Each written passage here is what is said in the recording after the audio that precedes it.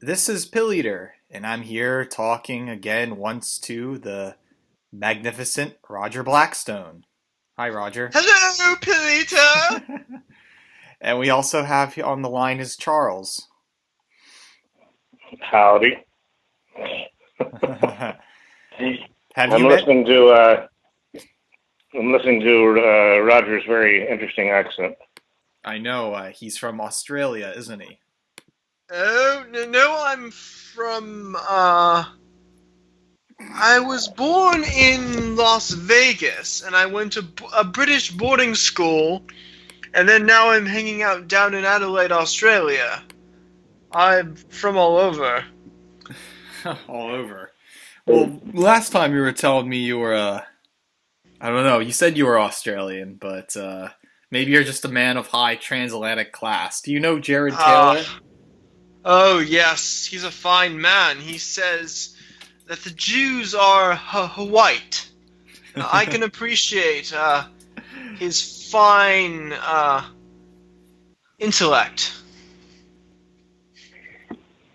Does he say that the Jews are white, or that they're not different enough to really distinguish them? I mean, those would be two different statements, wouldn't they? Well, let's cut to the chase. Pilito, what did you Well, want to discuss about? What did you want to ask me?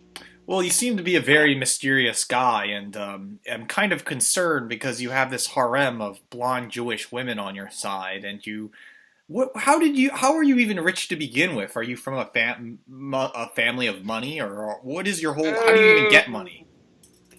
my father, Alistair, he was exiled from the British aristocracy because he married this Jewess who was my mother, and she was adopted from World War II, and there was a big controversy in England, and then my parents moved to Las Vegas and they made their fortune in the gambling industry. Hmm, that's interesting. what kind of gambling? Oh, all kinds of gambling. Slot machines, blackjack, anything you can think of. They owned, the Blackstone was their signature casino. It was the tallest, at one point it was the tallest structure on the strip. But Really? let's talk Okay. about what we were here to discuss. What are we here to discuss? Charles, have you watched the film The Crush? I have not. I thought that we were going to talk about another topic. I was prepared for. I thought we were going to do the crush on a different occasion. So what is up your sleeve, Charles? I thought we were going to talk about Israeli Aryanism tonight. Oh, of course. I thought that was the plan. And to prepare even a little bit more than I was already prepared, I went to see Natalie Portman's Oh yeah. latest movie. And I think it's relevant to the topic um, because she's part of course, the Hollywood aristocracy, which is the nearest thing that the United States has to an aristocracy these days. And I believe that by any objective standard, she is actually a Mischling. Her when I knew her at Harvard, she was actually going as by her real name, which was Natalie Herschlag, but and her father was Avner Herschlag, but Did you her try mother was to Shelley. hair her schlog?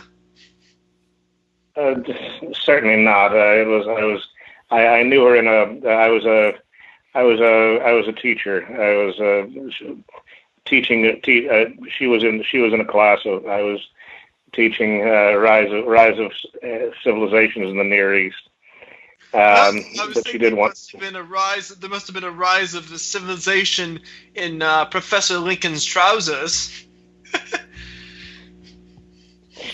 Um, Actually, the first time I saw her in Lamont Library, I'm afraid I said, "Oh my God, you're Queen Amidala." Oh, So I don't think she really thought I was anything but the sort of geeky nerd I am, and a bit old for her at that.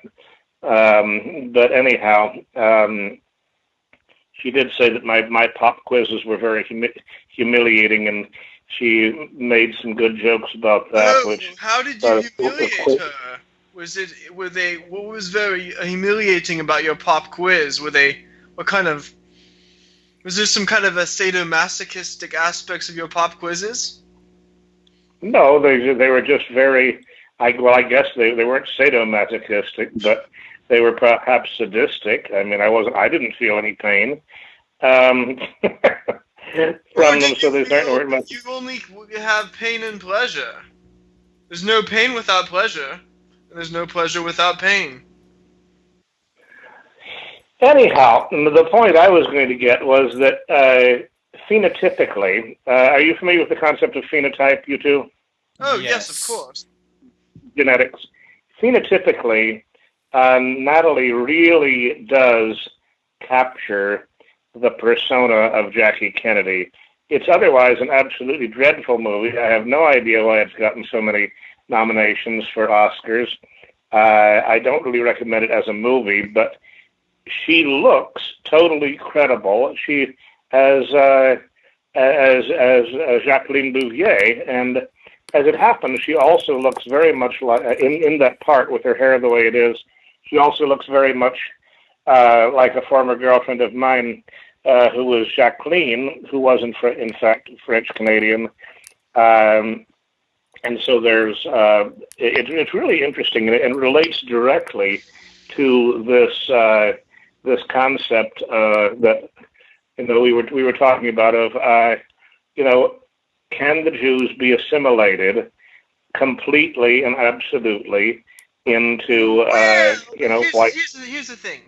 If you assimilate them completely, then do you eliminate the unique phenotype that we so deeply admire? That is the dilemma.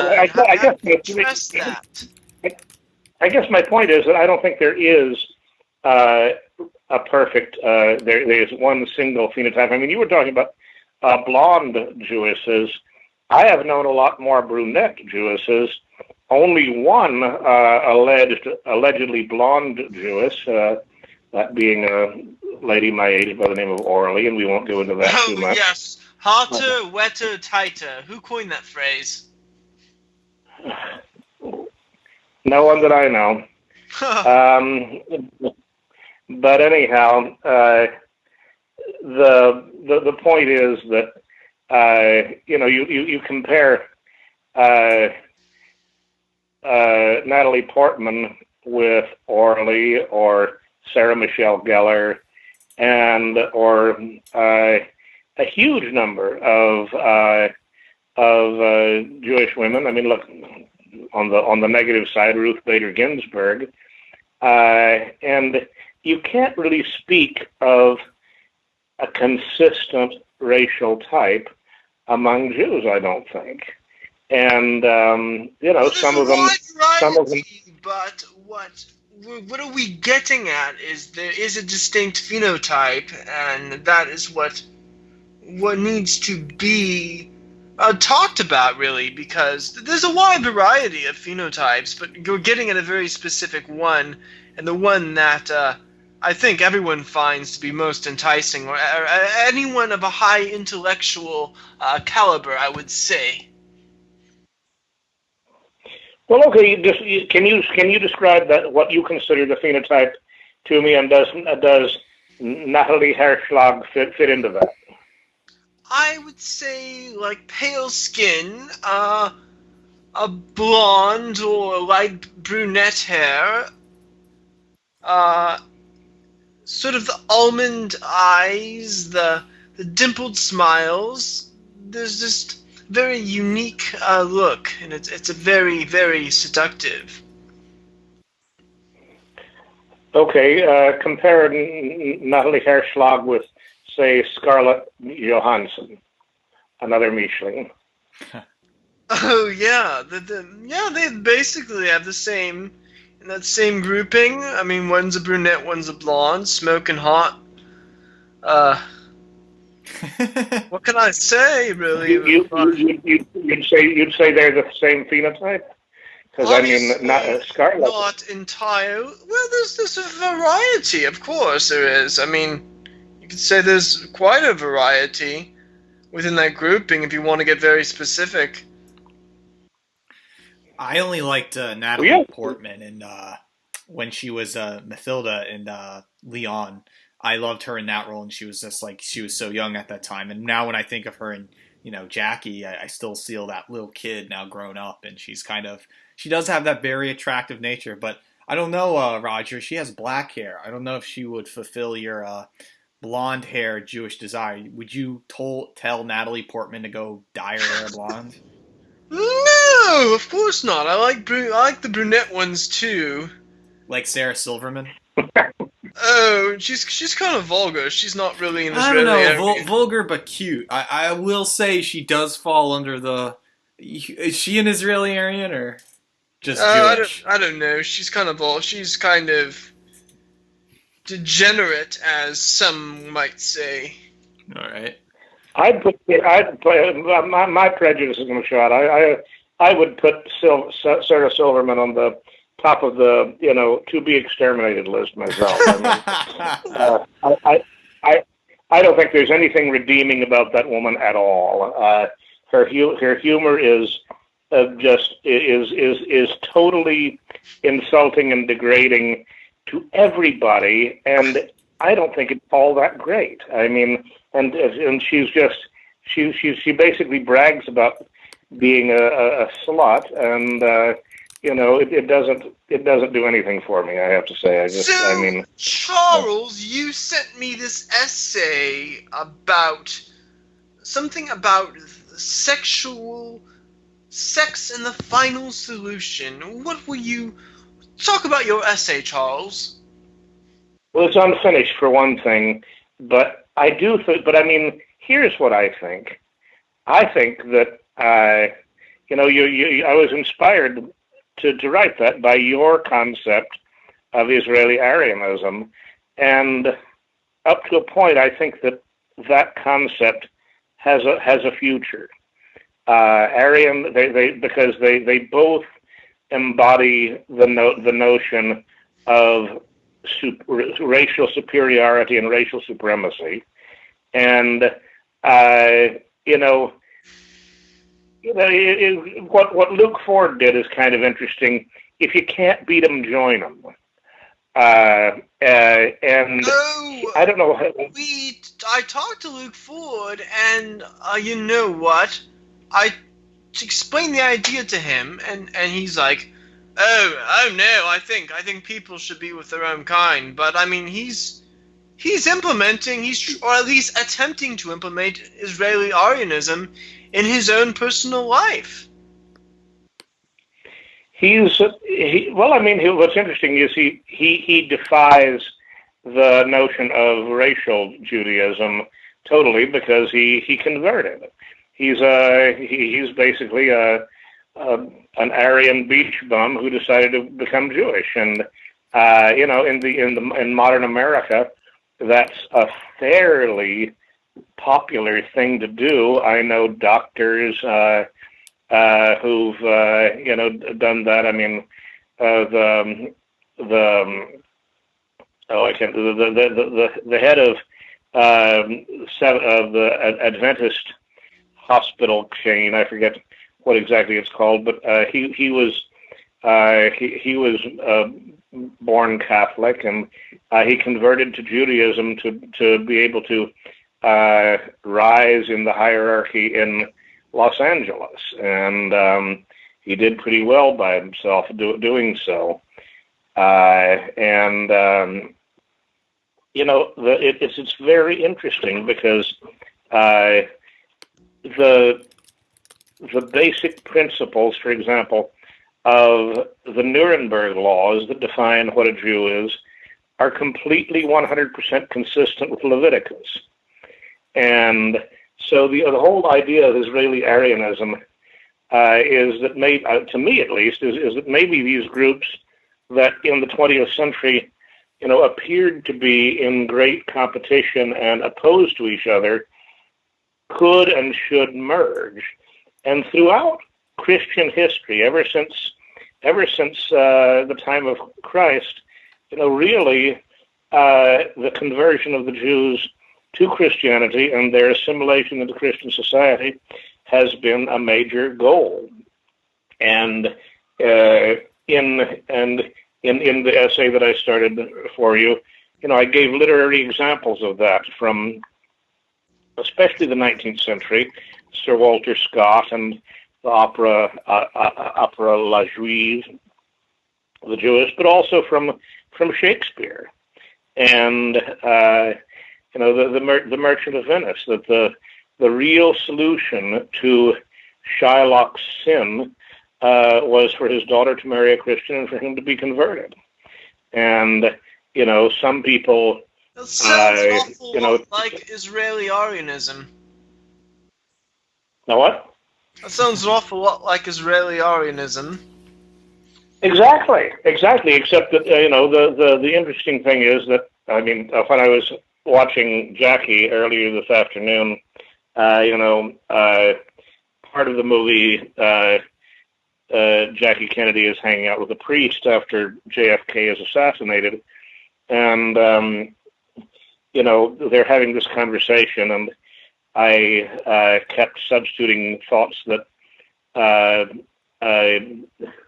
a young, sassy Harvard student might have given to the same priest in real life. He was asking her this, that, and the other question, and do you pray? Do you accept your sin? And I'm thinking to myself, what the real Natalie Hirschlag probably would have said is, well, yes, but it's very awkward because I'm Jewish. And the solution in Merchant of Venice, the solution in Sir Walter Scott's Ivanhoe, the solution in La Juive, is that the beautiful Jewish girl marries and converts, and everyone is happy about that. And the interesting thing about Luke Ford is that he went the other way. He totally went the other way. He's a good-looking man. I was going to call him a young man, but he's actually close. I think he might be closer to my age than your age. I'm not sure. I think he just turned 50. But he's definitely closer to my age because I'm 56. And you're, 33 or something? No, I'm 46. Yes, and I am Pope. Right. And I am Pope John Paul II. Anyhow, but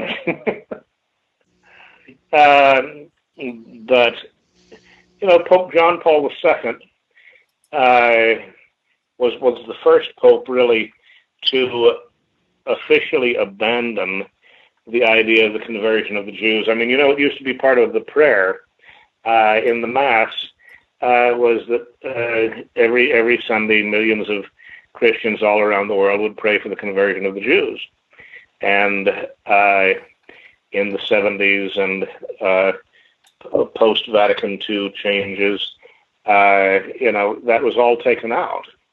And it's interesting because it sort of shows the way Jews became so much more prominent and dominant in modern society. But you look at people, for example, like Sir Rufus Daniel Isaac, who's, as you know, somebody very near and dear to my heart because he's a kinsman. Sir Rufus Daniel Isaac rose higher in the British peerage than any other Jewish person had ever done, and yet he was a total assimilationist. He was actually a Mischling himself. He married two non-Jews in his lifetime, and his widow lived into the 1990s. He married a very young lady. Did you ever meet him? I met her, Stella. Stella Charnow, the Dowager Marchioness of Reading. But no, he died in 1935, so I certainly had no chance to meet him. But the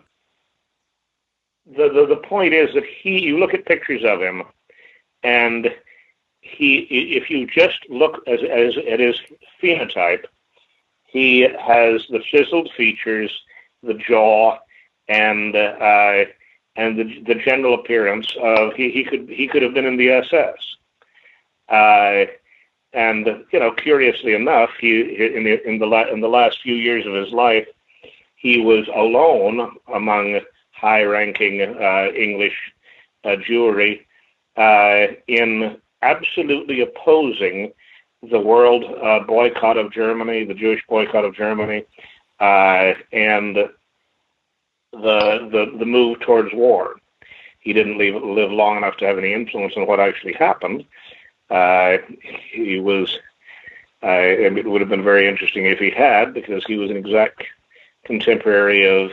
He was 10 years older than Winston Churchill. Actually, Winston Churchill was born in 1870, and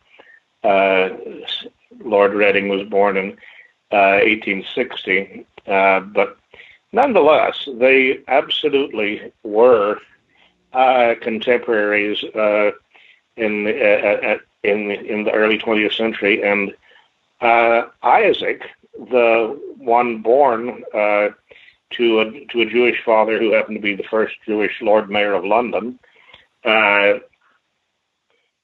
he identified and was identified as Jewish, but he was, among other things, the Viceroy of India, which is about as white supremacist a position as you get in the British colonial empire. And he was clearly a supporter of white supremacy in the British Empire. And in that sense, I think he's comparable to Judah P. Benjamin. Benjamin P. Judah, I get his name confused all the time. The Confederate Secretary of State, who left the country after the American, what's called the American Civil War, and he supported Alexander Stephens, who is famous for these quotes that people say are indistinguishable from Hitler's speeches about the dominance of the Aryan people over non-Aryans. And Benjamin P. Judah also because of his second marriage, he ended up converting also. And of course, Disraeli, the British Prime Minister who created the position of Viceroy of India and made Victoria the Empress, he converted at age 10. So his was arguably the most sincere conversion of any, because it wasn't on his deathbed, and it wasn't because he got married. He made that decision early on. So the real question is, I think, should white supremacists and white nationalists and conservatives in general overtly favor assimilation? And what do you think about that question? Oh, I think it's a fantastic idea, but the question is, how do you do that and preserve the phenotype? If you do it too much, the phenotype gets watered down, and that gets us back to where we were earlier. Well, Roger, it seems like you have a harem of these beautiful blonde Jewish women that you could give to the most successful men on this planet, like some Illuminati. So obviously you have that under control if you can put out that eugenics program and create Israeli Aryanism as a thing. Well, so do I gather then that you both support the creation of new ethnic identities as sort of mixed groups? Yes, it's advocating a new new identity that will bring reach the threshold, carry Western civilization to its finest pinnacle, a new race, as I would say. Well, that's Roger's theories, but mine is more simplistic, as in that there's certainly a giant Eurasian group of people that is existing right now, and I Oh, you're don't. just like I like Asian pussy. Well, oh, hold on. You're so specific. You like blonde Jewish women, which is almost like an elitist. Well, here's the thing. It's almost like white nationalists are going to bash on you because it seems like this is just the Mr. Schleckel Schlollenberg doing his typical disguise and trying to get Jewish interests first. Asian Aryanism is pretty much non-Jewish and has its own roots in what is happening today. And what do you see is happening today, and what do you think should happen tomorrow? Well, for today, it seems to me that like right now we have the whole multicultural and diverse paradigm, right? And our liberal elites tell us that we should all race mix and become one brown people. And that's terrible. That's just like what Brazil went, and it's just stupid, and it's completely arrogant. It doesn't look at the natural view of the world that there are segregated races and people, and it's true, mixed races do create mental retarded handicaps, and we must accommodate to that. However, there are authentic groups of mixed people, such as probably the workable Chinese Jamaicans, the Japanese Brazilians, some of the people in the Russian places. Yeah, I am not saying I don't want to abolish the right race, and I'm totally not anti-white. I don't like that. I'm actually pro-white, and so what is happening is that whites in a multicultural society are choosing Asian women to be their partners rather than blacks or Mexicans or whatever. It's just a model minority. And so you have this giant Eurasian crowd of people that is happening. And so if this current trend continues, we'll probably have this slow white genocide happen and just these white Asians to reclaim this new quote unquote white identity, and they obviously have to be Asian Aryans in order to overcome that, or to be yellow pilled on subject matter. Now, certainly, I'm not advocating racial mixing, but what I'm doing is acknowledging the existence of Asian Aryanism, what is happening. Now, for Roger's side, it seems that Roger is talking about a specific group of Hollywood, California people, of whites or Jews who prefer not to be Jewish but to love the side on the white civilization side and have this flare mix of what we were talking about, the phenotypes and the perfect body, and probably that certain space, right? We're definitely leading to a whole go to your room nationalism or go to your room creation of societies. And No, so it's going to happen. It's going to be implemented on a grand scale. hopefully, if you get your program out there, but I would like to see that happen. But right now, I think there's a huger Asian Aryan army that might that's over. I don't know. It's bigger in numbers now. But I think for tomorrow, if anything is to happen, I think people really need to go to their rooms and create these little ethno states, or at least privatized interest of hanging out with your own people. But we're at the we're close to the end right now, so I think we should wrap up. But Roger or Charles, there's anything thing you would like to say on that? I just want Well, to I say mean, I feel like we've only just begun. I feel like this is an interesting angle that we ought to follow up when everybody has more time. But I mean, I just where do you see it? Where do you see an Asian Aryan state coming into existence? This would probably be in every major urbanite city, such as probably in New York or in California. I'm in Philadelphia. It's already here in Chinatown. Any white male, Asian female, and a new coming Asian male, white female will pop up. But it's exclusively urban liberal cities. And I always say this: punk rock shows, vegan restaurants, art galleries, nerd conventions. That's where you find the Wamafels and the Asian Aryans at. Eventually, give it to time, the culture will become a thing. And the perfect gentleman. Let's not forget the perfect gentleman. Well, you could mention Elliot, but I don't think he's a good model because he's suicidal and he's like the poor, suffering young Werther. So, but yeah, it's nice talking to you, Roger. Thank you very much, Pilator, and nice talking to you, Charles. Yes. I hope we can continue this sometime with a little bit more time because I'd like to talk about, the practicalities of these states and how you begin to create, jurisdictional isolation of them because it sounds very much like something that I've been thinking before, but we'll just have to defer it for another time. Okay. Awesome.